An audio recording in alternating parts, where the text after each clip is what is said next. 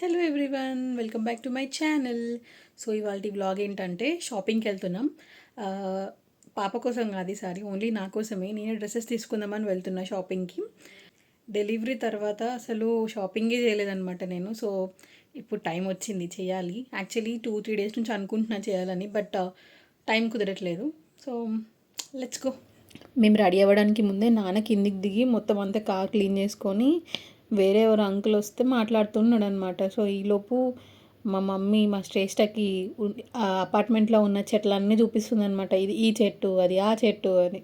Summer season కాబట్టి అసలు పాపను కూడా ఎక్కడ బయట తిప్పలేదు. వెళ్తే హాస్పిటల్కి, లేకపోతే ఇంటికే అన్నమాట, అంతే. ఇప్పుడు కొంచెం చల్లబడుతుంది కదా, అట్లీస్ట్ ఈవినింగ్స్ అన్న తీసుకురావాలి, కొంచెం నార్మల్గా ఉన్నప్పుడు టెంపరేచర్. అసలే రాక రాక వచ్చింది కదా బయటికి, అలా బయట అంతా విండోస్ నుంచి చూస్తుంది, కార్లు చూస్తుంది, అటే చూస్తుంది, ఇంకా మా ఫేసెస్ చూడట్లేదు. మేబీ అనుకుంటుందేమో, అమ్మయ్య ఇవాళకి నాకు రిలీఫ్ దొరికింది, అట్లీస్ట్ వీళ్ళ వీళ్ళ ఫేసెస్ కాకుండా అట్లీస్ట్ బయట ఫేస్లన్నా చూడొచ్చునేమో అని.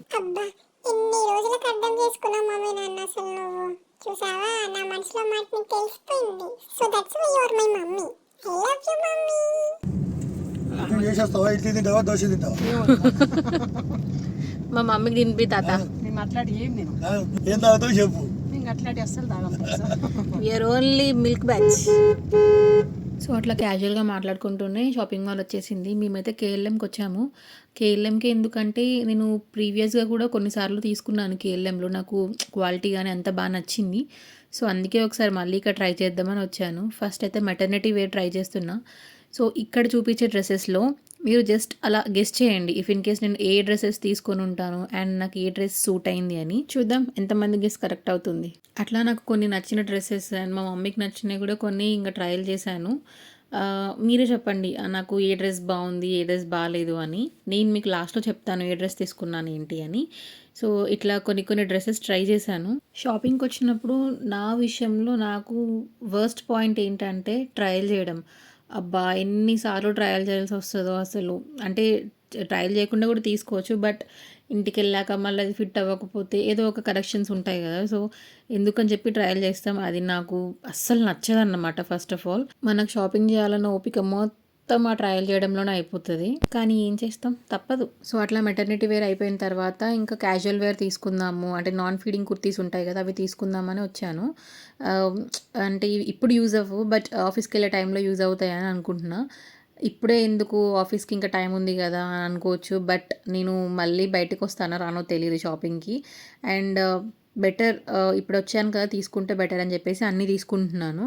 సో ఈ షాపింగ్ చేస్తుంటే నాకు పర్టికులర్గా ఒక పాయింట్ గుర్తొచ్చింది. ఏంటంటే ఇక్కడ నేను ఏ టాప్ తీసుకున్నా కూడా, నా సెలెక్షన్ ఎంత బాగున్నా కూడా, మా మదర్ ఒపీనియన్ లేనిది నేను తీసుకోను. అది నేను తీసుకున్నానంటే ఖచ్చితంగా అటర్ ఫ్లాప్ అవుతుంది అనమాట. సో ప్రతిదీ కూడా, ప్రతి డ్రెస్ కూడా పెట్టుకొని చూడడము అవన్నీ మా మమ్మీ యాక్సెప్ట్ చేస్తేనే నేను తీసుకున్నాను. మెయిన్గా ఈ టాప్ దగ్గర ఏమైందంటే, నాకు ఈ టాప్ నచ్చలేదు, బట్ మా మమ్మీ ఫోర్స్తో తీసుకున్నాను. అసలు నాకు అది పెట్టుకోవడం కూడా నచ్చలేదు. నా ఫేస్ చూస్తేనే అర్థమవుతుంది మీకు. పెట్టుకున్నాను, మా మమ్మీ బలవంతం మీద తీసుకో అంటే తీసుకున్నా, బట్ చూడాలి, ఇంతవరకు అయితే వేసుకోలేదు. మీకు ఎలా ఉందో చెప్పండి. నాలాగే మీలో కూడా ఎవరైనా ఉన్నారా అంటే ఇప్పటికీ కూడా అమ్మ పర్మిషన్ తీసుకొని, అంటే అమ్మ సెలెక్షన్తోనే డ్రెస్సెస్ తీసుకోవడము? ఇఫ్ ఇన్ కేస్ ఎవరైనా ఉంటే ఎస్ అని కమెంట్ చేయండి కమెంట్ సెక్షన్లో. ఈ డ్రెస్సెస్ మాత్రం నేను ఒక్కటి కూడా ట్రయల్ చేయలేదు, ఎందుకంటే ఇందాక మెటర్నిటీ వేర్ డ్రెస్సెస్ ట్రై చేసేసరికి నా సగం ఓపిక అయిపోయింది. మెయిన్గా ఏంటంటే 1-2 ఉంటే పెద్ద ఏం అనిపించదు ట్రయల్ చేయడానికి. కాకపోతే ఏంటంటే అక్కడ ఒక 7 ట్రై చేసి ఉంటా డ్రెస్సెస్, ఇవి ఒక 5-6 ఉన్నాయి. అమ్మో ఇవన్నీ ట్రై చేసేలోపు నా ఓపిక అంతా పోతుందని చెప్పేసి నేను ఇంకా ట్రై చేయలేదు.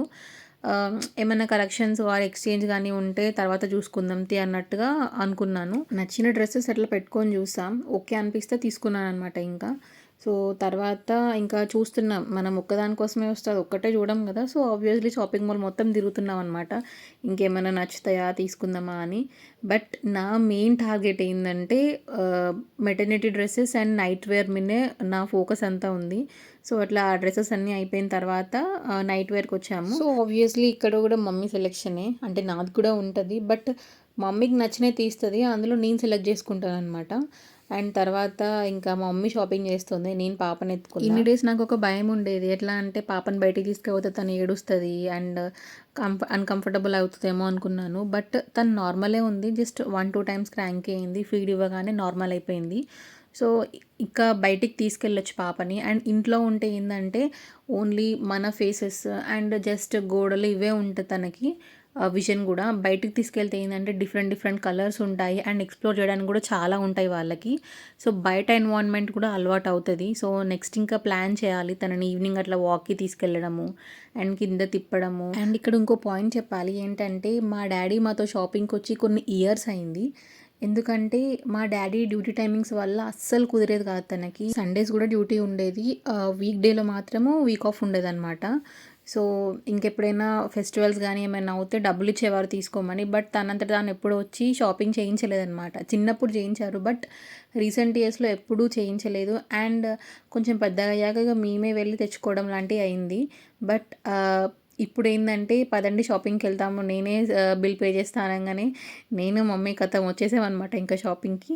సో అక్కడ డాడీ బిల్ కడుతున్నాడు, బట్ మా మమ్మీ షాపింగ్కి వచ్చింది అంటే చీర చూడకుండా అసలు ఉండదు కదా.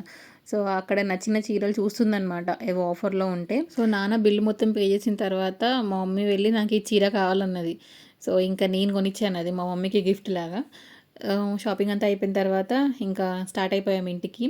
అండ్ బిల్ ఎంత అయిందో చెప్పలేదు కదా. సో ఆల్మోస్ట్ ఒక 10,000 అయింది బిల్.